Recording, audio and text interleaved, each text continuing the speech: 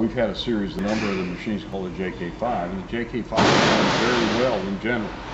But it's slower than this machine, and it also, because of the way it works, sometimes you can run into feeding errors on it where your technician's got to go out and fix it.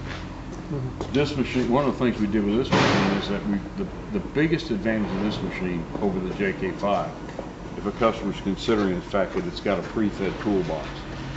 So, what this machine does is when you load the coil of strap, it puts a supply of strap in the chamber down here, and we call this the pool box or accumulator. Okay, and you can see it and see how it's got a little bit of strap in there. It's got a motor back here that pre-feeds that strap. So now when we're feeding strap, we're not having to defeat the dispenser arm on it.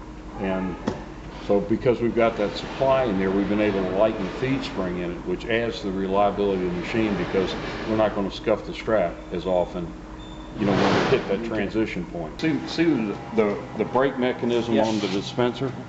That's been changed. If you've seen one of the JK2s, it's got a spring and a coil, right? Which is a very innovative brake, actually.